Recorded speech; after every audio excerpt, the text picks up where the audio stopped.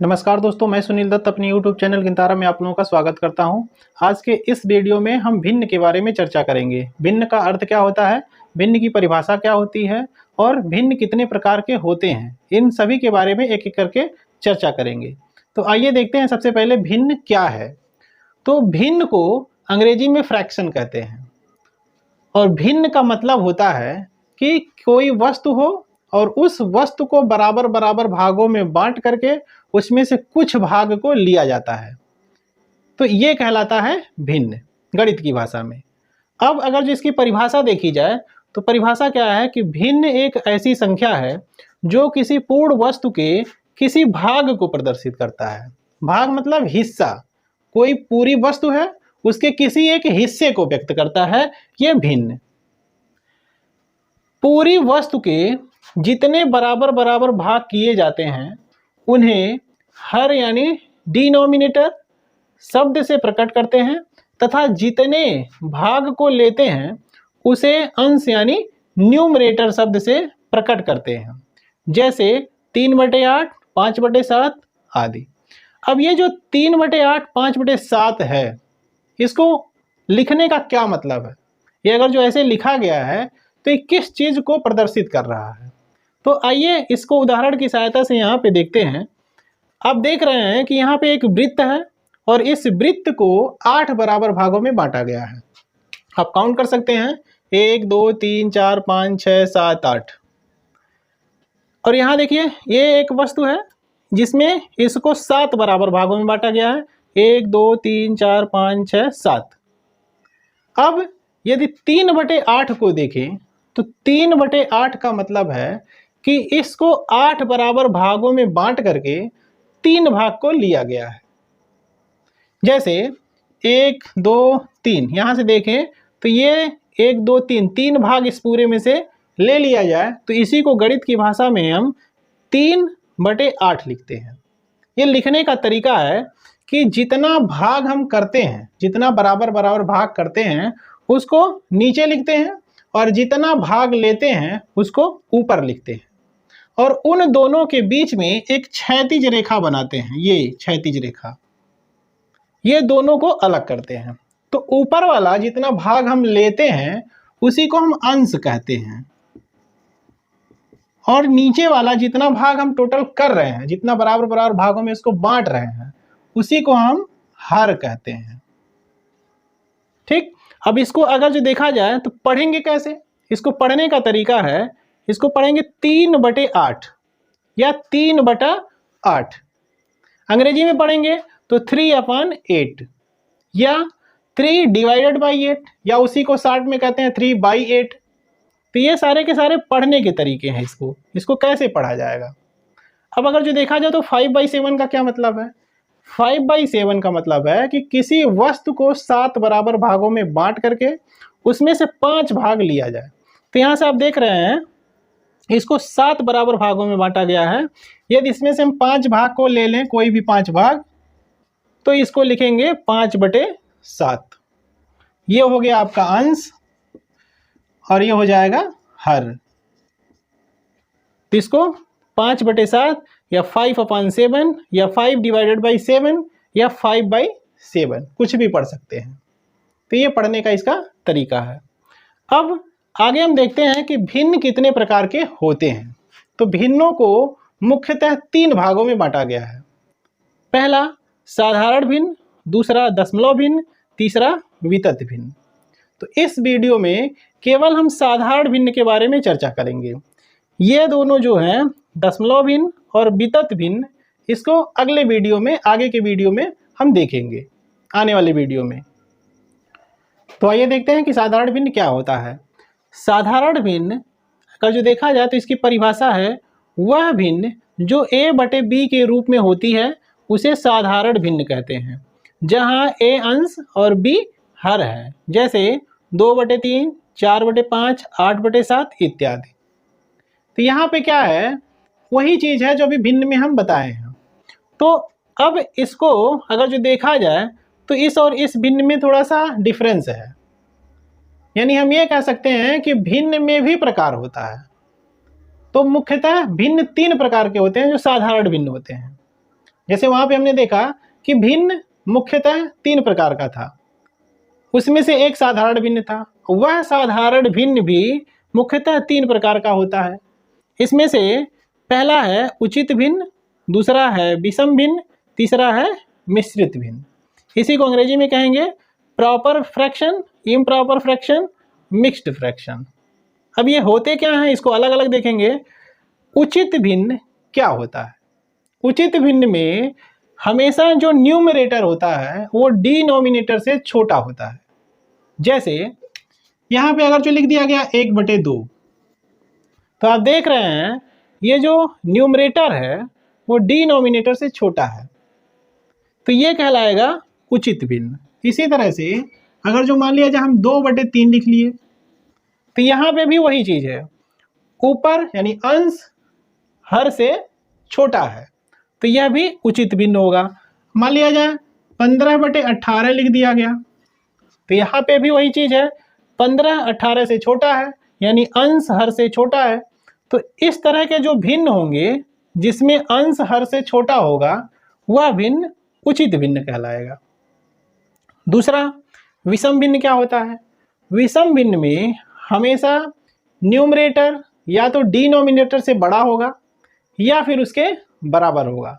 जैसे मान लिया जाए कि 5/5 हमने लिख दिया, तो 5/5 का मतलब हुआ कि अंश और हर दोनों बराबर हैं। तो यदि अंश और हर बराबर हैं तो उसको भी हम इसी कैटेगरी में रखेंगे, विषम भिन्न के अंदर। जैसे 2/2 लिख दिया गया, तो इसको भी इसी कैटेगरी में रखेंगे। आप यहां देख रहे हैं अंश और हर दोनों बराबर हैं। फिर अगर जो ये वाला ग्रेटर वाला कंडीशन लिया जाए, तो जैसे लिख दिया गया 5/3, तो 5/3 में अगर जो देखें तो यहाँ पे अंश हर से बड़ा है। अगला एग्जांपल ले लिया गया 7/5, तो यहां से देखें तो 7 5 से बड़ा है यानी अंश हर से बड़ा है।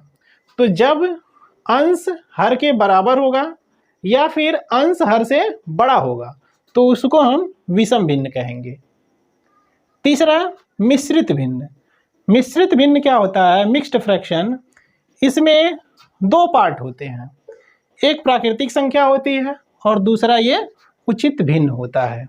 जैसे मान लिया जाए कि एक पूरी वस्तु है और एक दूसरी वस्तु है जिसमें से उसका आधा कर लिया गया है और इस पूरे वाले में इस आधे को मिलाया गया है, तब उसको कैसे व्यक्त करेंगे?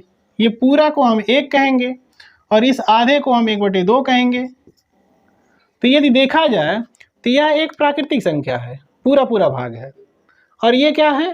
प्रॉपर फ्रैक्शन है। देखिए उचित भिन्न है, यहाँ पे अंश हर से छोटा है। तो इन दोनों का जो सम्मिलन होगा, जो संयोग होगा, उसी को हम मिश्रित भिन्न कहते हैं।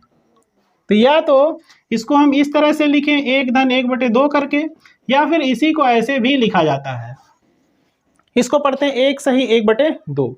ये 1 है, पूरे भाग को प्रदर्शित करता है, और ये जो 1/2 है ये प्रदर्शित कर रहा है कि कोई वस्तु है उसका 2 बराबर भाग करके 1 भाग लिया गया है और उसको पूरे वाले में मिलाया गया है। तो ये है आपका मिश्रित भिन्न का उदाहरण। और उदाहरण जैसे देख लेते हैं 5 सही 7/12 मान लिया लिख दिया गया। तो इसका मतलब क्या है? 5 कोई पूरा पूरा भाग है और ये प्रॉपर फ्रैक्शन है। तो ये आपका क्या आ रहा है? प्राकृतिक संख्या आ रही है प्लस प्रॉपर फ्रैक्शन आ रहा है, तो इसको हम कहेंगे मिश्रित भिन्न। अब हम अगला पॉइंट देखेंगे कि मिश्रित भिन्न को विषम भिन्न में और विषम भिन्न को मिश्रित भिन्न में कैसे परिवर्तित किया जाता है। तो आइए देखते हैं मिश्रित भिन्न को विषम भिन्न में कैसे परिवर्तित किया जाता है। सबसे पहले इसको देख लेते हैं। तो जैसे यहाँ पे आप देख रहे हैं कि 2 सही 3/5 लिखा हुआ है, तो यह क्या है? एक मिश्रित भिन्न है। अब इस मिश्रित भिन्न को यदि हमको विषम भिन्न में बदलना होगा तो इसके लिए कुछ रूल्स होते हैं कैसे उसको लिखा जाता है। तो देखिए यहाँ पे नियम लिखा गया है।